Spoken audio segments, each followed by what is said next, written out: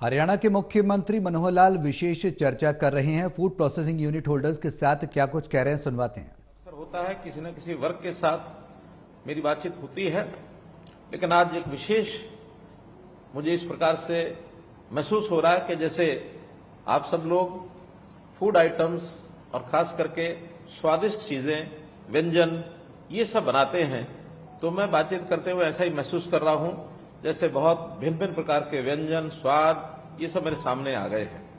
और आप तो चूंकि स्वयं बनाते हैं, शायद आपको वो आनंद ना आता हो, लेकिन जो नहीं बनाते हैं वो आज की बातचीत सुन करके निश्चित रूप से उनको ये अनुभव हो रहा होगा। आप लोग अपना उद्योग जो चलाते हैं इसकी कुछ विशेषताएं हैं। एक विशेषता ये है कि आप खास करके जो खाद्य पदार्थ जितने भी हमारे रॉ मटेरियल के नाते से उत्पाद होते हैं वो सब कृषि से जुड़े हुए हैं। और कृषि, क्योंकि हमारा प्रदेश कृषि प्रधान प्रदेश है, इसलिए कृषि प्रधान प्रदेश में हमारे किसान का जो उत्पाद है वो आसानी से बिके, उसको ठीक दाम उसको मिल जाए, तो ये बहुत बड़ा विशेष काम है कि जो आपके उद्योग के माध्यम से उनको लाभ हो रहा है। इसी प्रकार खाद्य ये जो संस्करण की जितनी भी परियोजनाएं हैं, जितने भी हमारे फूड प्रोसेसिंग के उद्योग हैं, इसमें रोजगार भी तुलनात्मक मैं समझता हूं अन्य किसी उद्योग की अपेक्षा सबसे ज्यादा रोजगार इसमें मिलता है। तीसरा, आपके उद्योग के साथ बहुत से और उद्योग भी निकलते हैं, सहायक इकाइयां उनकी जरूरत होती है, जैसे पैकिंग मटेरियल है, जैसे कुछ ना कुछ फूड प्रोसेसिंग की इंडस्ट्री में कोल्ड स्टोरेज होते हैं, जो फसल जल्दी खराब होने वाली होती है उसको स्टोरेज करके ही बचाया जा सकता है, तो फूड स्टोरेज के माध्यम से आप उन चीजों को वर्ष भर प्राप्त कर सकते हैं। तो वैसे यही एक उद्योग है जिसका बहुत अधिक लोगों को लाभ हो रहा है। जैसे हमारी जनसंख्या बढ़ रही है, जनसंख्या का दबाव ये बढ़ रहा है, शहरीकरण बढ़ रहा है, और स्वास्थ्य के प्रति भी ये एक लोगों की जागरूकता ये बढ़ रही है, तो इसमें एक विशेष आज के समय में अपने इस उद्योग का महत्व हो गया है। हम सब ये भी जानते हैं कि प्राचीन काल में, या भूतकाल कहना चाहिए, बहुत वर्षों पहले नहीं बल्कि कुछ वर्षों पहले तक ये फूड और व्यंजन का जो काम है ये हमारे परिवार के लोग किया करते थे। हमारी दादी, नानी, हमारे बड़े बुजुर्ग वो ऐसे तरह तरह के व्यंजन बनाने में कितना ही तरह का हमारा जो किचन का काम होता था वो किया करती थी और प्रिजर्व भी करते थे। मुझे याद है भिवानी के अंदर हमारे एक जानकार परिवार, मैं एक बार उनके साथ भोजन कर रहा था उनके परिवार में, तो उन्होंने एक अचार निकाल करके मेरी थाली में परोसा। विशेष प्रकार का स्वाद था उसमें। मैंने पूछ लिया कि बगड़िया जी ये अचार तो बहुत पुराना लगता है। कहने लगे हाँ, बस केवल 17 साल पुराना है। यानी 17 साल पुराना अचार मुझे वो खिला रहे हैं। तब मुझे उन्होंने अपनी बात बताई कि उनके परिवार में सैकड़ों वर्ष से ये परंपरा चलती है कि 17 साल पहले का अचार खाया जाता है और हर वर्ष एक अचार का मटका नया डाला जाता है, हर वर्ष एक मटका समाप्त किया जाता है। तो 17 के 17 जो बड़े कंटेनर होते हैं जिसमें अचार डाला जाता है वो एक कमरे के अंदर रखे जाते हैं। तो ये इस प्रकार की प्रथा हमारे यहाँ पहले चलती थी। घरों के अंदर हमारी जो माताएं, हमारी दादी, हमारी नानी, यानी तरह तरह के पापड़ बनाने, बड़ियां बनानी, तरह तरह के इस प्रकार की चीजें उपयोग करती थी, जो आज बाजार में है। शायद उस प्रकार का स्वाद देने वाली चीजें आज नहीं है, तो भी ये चीजें आज के समय में चूंकि घरों में होनी बंद हो गई हैं और आधुनिकता के आधार पर इसकी अब आवश्यकता हमें बाजार में पड़ने लगी है, मात्रा भी अधिक चाहिए। तो उसी में से हमारे उद्योग का जन्म हुआ और ये उद्योग बहुत बड़ी मात्रा में आज पूरे देश में हो रहा है। जहां तक मेरे पास जानकारी है कि वर्ष 2022 में फूड प्रोसेसिंग का उद्योग 22 लाख करोड़ रुपए का था और अनुमान है कि 3 वर्ष के बाद ये बढ़ करके 35 लाख करोड़ रुपए का ये अनुमान हो जाएगा, ऐसा हमको जानकारी है। हरियाणा की अगर बात करूं तो हरियाणा में 28,000 यूनिट्स इस प्रकार के लगे हुए हैं जो फूड प्रोसेसिंग का ये काम करते हैं। तो ये जो काम है हमारा, एक प्रकार से खेत से लेकर खाने की प्लेट तक जो चीजें परोसी जाती हैं उसमें फूड प्रोसेसिंग के इस उद्योग का एक अपना ही महत्व है। हम किसान के उत्पाद में वैल्यू एडिशन करके अपना लाभ भी कमाते हैं, प्रदेश और देश की इकोनॉमी में उसमें भी योगदान करते हैं। तो इस प्रकार हमने सरकार के नाते से बहुत से लाभ इस उद्योग को दिए हैं। कई प्रकार की नीतियां हमने बनाई है, बहुत सी हमने योजनाएं बनाई है। 4 जून 2018 को हरियाणा कृषि व्यवसाय एवं खाद्य प्रसंस्करण नीति 2018 ये हमने अधिसूचित की थी, जिसमें कृषि व्यवसाय तथा खाद्य प्रसंस्करण उद्योग के लिए अति अत्याधुनिक इंफ्रास्ट्रक्चर ये हमने विकसित किया था। यानी उसमें कई उसके भाग थे जो हमने सूचित किया। पहला उसका प्रमुख बुनियादी जो पहलू था वो था कि फूड प्रोसेसिंग इकाइयों की स्थापना, उनका विस्तार और विविधीकरण, इस सब के लिए सब्सिडी की व्यवस्था की थी, ताकि नए उद्योग को यदि सब्सिडी का सहारा मिलता है तो उसका उद्योग वायबल हो जाता है। अन्यथा उद्योग में कई बार बड़े उद्योगों के साथ हम कम्पीट नहीं कर सकते हैं, तो इस प्रकार से इसका अपना एक उपयोग हुआ। इसी प्रकार दूसरी जो योजना हमने बनाई, उस योजना में बैकवर्ड फॉरवर्ड लिंकेज ये भी हमने की, और इसके अंदर पूंजी निवेश की सब्सिडी ये दी जाती है।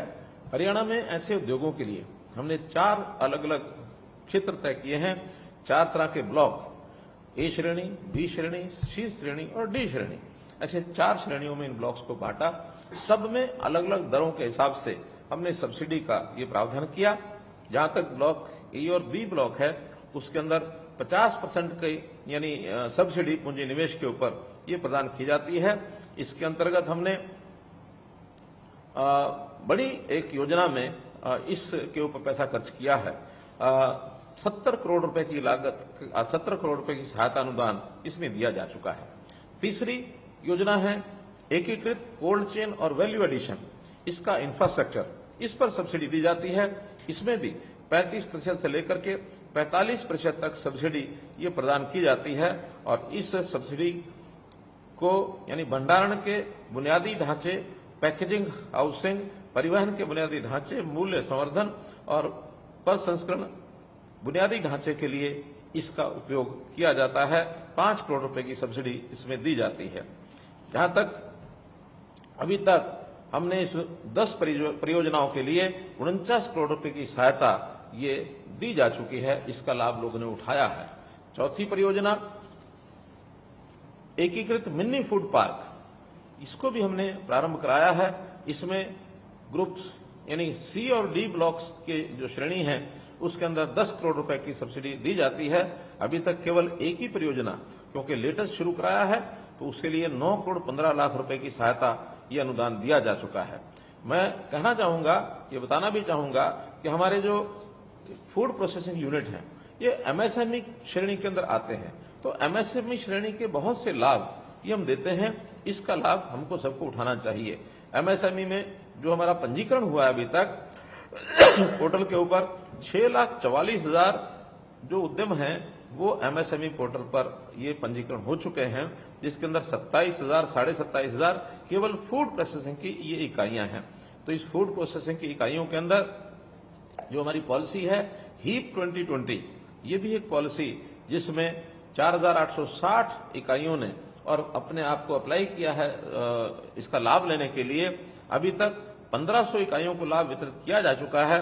719 इकाइयां ऐसी लाभ देने की प्रक्रिया में चल रही हैं। शेष को भी जैसे उनके आवेदन के दस्तावेज पूरे होंगे उनको भी इसका लाभ मिल सकता है।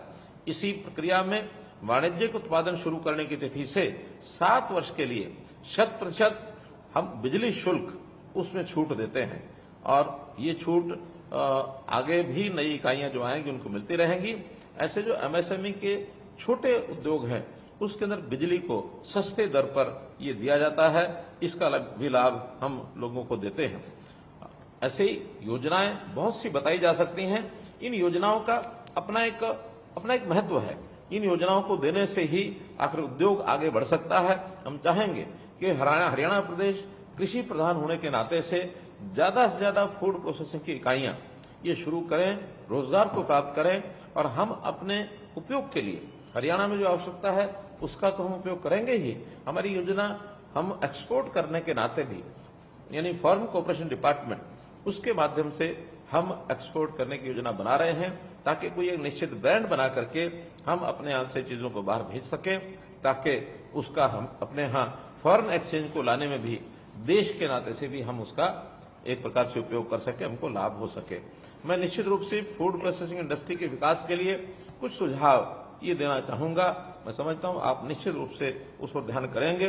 पहला है कि हम इनकी हमारे जो उत्पाद है उनकी गुणवत्ता, ये गुणवत्ता विश्व स्तरीय मानकों के आधार पर लेकर के आए ताकि एक्सपोर्ट करने में हमको सहायता मिले, वैश्विक प्रतिस्पर्धा में हम टिक सकें। इसी प्रकार दूसरा, फूड प्रोसेसिंग के दौरान जो कृत्रिम प्रिजर्वेटिव्स हैं, उन प्रिजर्वेटिव्स के कारण से कई बार खाने की जो क्वालिटी है वो उसका नुकसान होता है, लॉस होता है, तो उसका उपयोग न्यूनतम उपयोग करना चाहिए। ऐसे उत्पाद तैयार करें जिसमें चीनी है, नमक है, फैट है, ये कम से कम हो। स्वास्थ्य के प्रति सचेत उपभोक्ता ऐसे खाद्य पदार्थों की मांग कर रहे हैं, इस ओर हमारा ध्यान रहना चाहिए। इसी प्रकार हम जानते हैं कि आज भारत इंडस्ट्री 4.0 के दौर में डिजिटल रेवोल्यूशन का चेहरा बना हुआ है। फूड प्रोसेसिंग में भी इसका कारगर उपयोग हो रहा है। विशेषकर उत्पादों को बेचने में डिजिटल प्लेटफॉर्म बहुत उपयोगी साबित हो रहे हैं। ज्यादातर उपभोक्ता कोई भी खाने पीने की चीज खरीदने के समय उसकी ऑनलाइन उपलब्धता ये तलाश कर रहे हैं। बहुत सी ऐसी कंपनियां आ गई हैं जो डिजिटल तौर पर जो मार्केटिंग के माध्यम से अपने उपयोग की चीजें ये घर पर मंगवाते हैं। सीधे उपभोक्ता भी उस पर अपना रजिस्ट्रेशन करा करके इन चीजों को बेच सकते हैं। तो मैं तो इतना ही कहूंगा कि आज के इस अवसर पर जो पाकशाला हमारे घर की पाकशाला होती थी, वो पाकशाला अब हमारे हाथ में आ गई है। उसका उपयोग तभी होगा, जैसे मैंने बताया, क्वालिटी ऑफ फूड, ये एक बात है। अगर इन सब चीजों पर हम खरा उतरेंगे तो हमारा ट्रस्ट, हमारा विश्वास ये बढ़ेगा और हमारे प्रोडक्ट और इंडस्ट्री, उसमें जो चीजें हमने बहुत पहले देखी हैं उन चीजों के आधार पर ही हमारा टेस्ट, हमारा स्वाद, हमारे स्वास्थ्य के प्रति हम अनुकूलता, ये यदि बनेगी तो निश्चित रूप से हम बहुत आगे बढ़ जाएंगे। इसका हम पूरा ध्यान रखेंगे। और इसी नाते से मैं आज आपको अपने इस उद्योग के माध्यम से लोगों की जो हम सेवा कर रहे हैं, भले हमारा ये व्यवसाय है लेकिन फिर भी हम अपने इस व्यवसाय के माध्यम से अपने देश की सांस्कृतिक पहचान, अपना जो सेवा भाव है, अपनी जो विरासत है, इसमें जिसमें भारत का जायका, स्वाद, ये लोगों को बता सकते हैं कि व्यंजनों के नाते से जितना भारत में जितने प्रकार व्यंजनों के होते हैं शायद दुनिया के किसी देश में हों, क्योंकि हम इसको अभी महसूस कर चुके हैं। G20 में दुनिया भर के लोग हमारे देश में जो आए और अपने देश के जो व्यंजन, उनका जो उन्होंने टेस्ट, उसका जो स्वादन किया, उन्होंने भूरी पूरी प्रशंसा की। और खास तौर पर जैसा 2023 का ये वर्ष मोटे अनाज का वर्ष चल रहा है, तो इस मोटे अनाज के इस वर्ष में, मिलेट ईयर के इस वर्ष में हमारे यहाँ मिलेट बहुत उपयोग होता है। उस मिलेट का जो पैदावार है उसके भी हम यदि कुछ प्रोडक्ट बनाते हैं तो अपने आप में ये एक सोने पर सुहागा होगा। तो मैं इस नाते से आपसे उम्मीद करूंगा कि आप अपने प्रयास के माध्यम से इन चीजों को आगे बढ़ाएं। यदि आपका भी कोई सुझाव, यदि कोई विचार हमारे तक पहुंचाने लायक है, निश्चित रूप से आप हमें सुझाएंगे, हम उस पर काम करेंगे। आप अपने इस काम को आगे करते रहिए। मेरी आपको बहुत बहुत शुभकामना, बहुत बहुत धन्यवाद।